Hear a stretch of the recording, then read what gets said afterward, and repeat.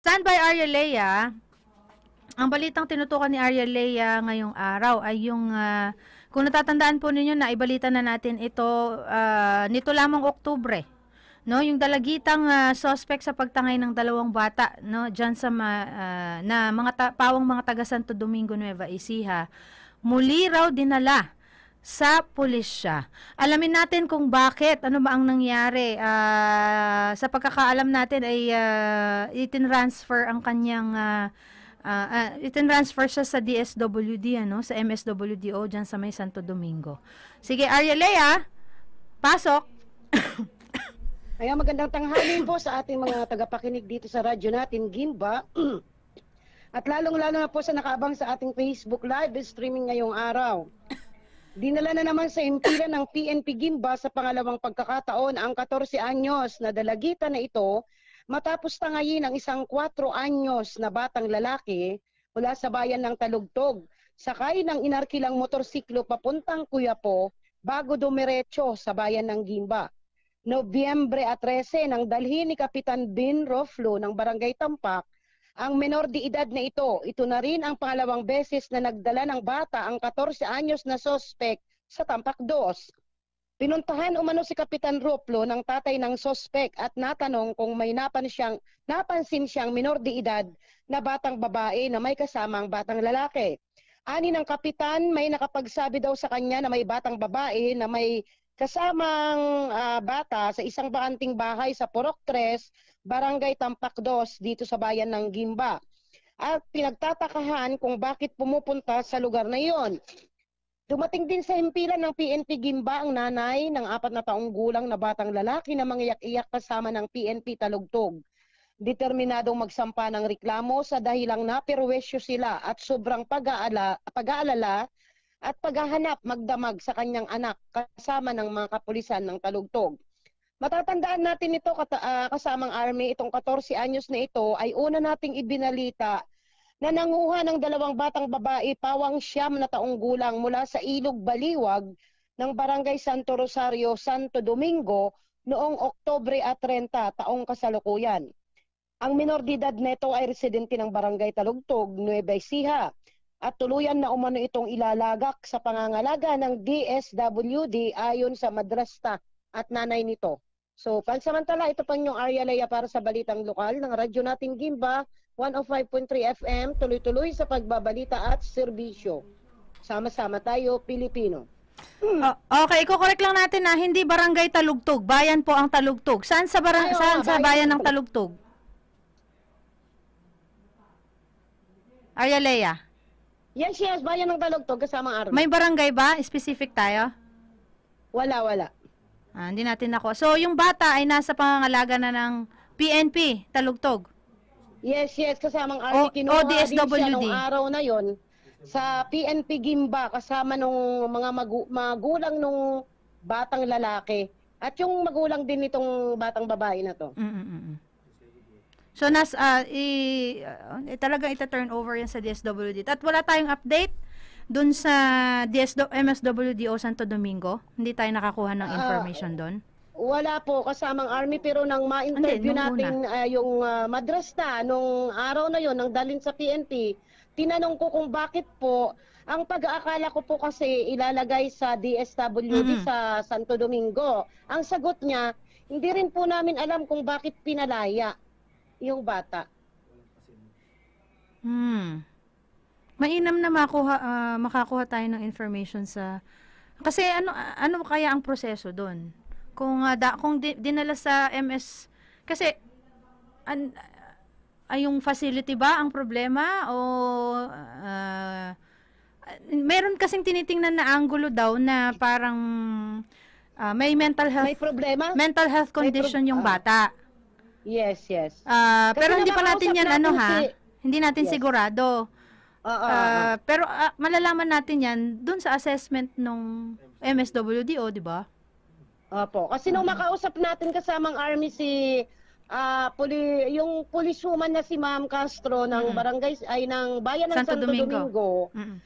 Balak daw nila kung pwedeng madala ang bata sa Girls Town somewhere in Bataan daw, ganon. Kaya lang, inihintay nila yung magulang. So yun, hanggang doon na lang ang usapan natin dahil hindi na tayo nakabalik, di na tayo nakapag-update. Hinihintay yung magulang nung 14 years old na bata. Yes. Pero nakausap mo yung nanay. Hindi ko nakausap, hindi ako nakakuha ng pagkakataon na makausap yung nanay sa PNP Gimba dahil iyak nang iyak siya at kinuha na rin ng mga kapulisan ng Talugtog. So hindi lang natin na interview yung nanay dahil iyak nga ng iyak habang dinadala sa PNP Talugtog. Habang pinik up ng PNP Talugtog. At yun nga, desididong magreklamo. Anong klaseng reklamo kaya ang pwedeng ihain sa ganyan? Pero sana sana matutukan yun ng MSWDO kasi Yes. Kasi 'di ba, parang kung ito yung pangalawang pagkakataon at nung una ay akala natin merong nag-uutos, tas ito parang ang napansin nung concerned citizen na nagdala dito sa PNP Gimba, same person, yan si Kapitan Ben Ruflo pa rin, kasi sa kanya daw nagpunta yung tatay. Yung tatay nung suspect. At siguro nag-aalala nga rin, pero yun nga, wala pa tayong nakuhang definite na information kung ano yung naging hakbang na ginawa nung MSWDO. At siguro alamin natin kung ano yung proseso para matulungan din natin na matutukan yung bata kasi baka hindi natin alam kung ano yung hindi pa natin alam yung underlying reasons.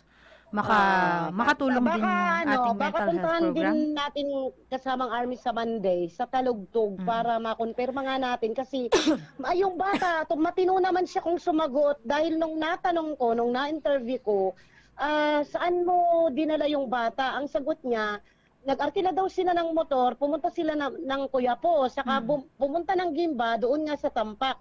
Kasi ang pagkakaalam ko kasamang Army, ang tatay niya, nag-asawa ng pangalawa, nakatira dito sa Gimba.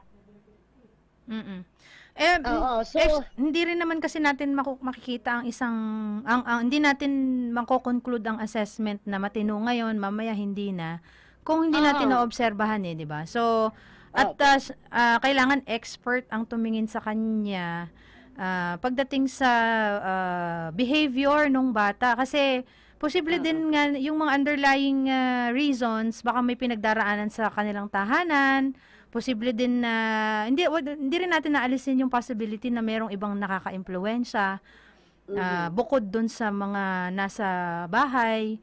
Tapos, yun nga, baka para maiwasan din natin yung paglala ng situation. Kasi eventually, kung hindi natin siya tututukan o pagtutuunan ng pansin o ilalagay sa tamang care, pangangalaga, kakita-kita mo, baka mapariwara yung buhay or gumawa na siya ng totoong krimen kahit na hindi pa siya talaga, alam mo yun, sa edad niyang yan, kaya pa nating baguhin o i-mold yung kanyang yung kanyang behavior at yung kanyang pag-iisip. Ayun. Tama. Nag-aaral ba siya? Hindi Yung bata? Kasamang Army. Hindi? Hindi. Hindi na, oo. Tapos, ayun, yung nakausap mo yung magulang nung 4 years old na bata? Hindi rin kasi umiiyak-iyak din siya na kasi paano nakarating ng Una-una, paano nakarating ng Talugtog yung 14 years old? Ang nanay niya kasi taga-Talugtog yung nanay niyang babae. Ay! Akala ko Santo Domingo. No. Kaya siya So, ako pala magulo. I'm so sorry. Gimba, dahil yung kinuha niyang 9 years old, taga-Ilog Baliwag. Ay, baka naman lang baka I don't know. Sige, oo. Baka gusto lang talaga niyang maglagalag. Baybayan. Doon sa bakanting bahay pala yung pinuntahan kaya nakita Ayun. Sige, kawawa naman yung bata kung anyway, so sige, later on baka alamin natin yung process, no? Siguro mag-research din tayo ng kaunti. Try nating tanungin din yung mga experts dito sa MSWDO dito sa Gimba kung anong klase. Kasi ang alam ko sa mga ganon ay may mga assistance na ibinibigay. para tawag dito, madalas sa mga care facilities na pwedeng makatulong kung hindi kaya ng magulang. Ayun. Baka mamaya naaabuso. Hindi naman natin sinasabi na gano'n, ha. I mean, normally, meron talagang mga underlying circumstances kung bakit sila, kung bakit merong ganyang, institution, yung sa Tarlac, sa Pampanga. Oo. Ayun. Sige, maraming salamat, Aryolea. Yes po, maraming salamat din po. Okay.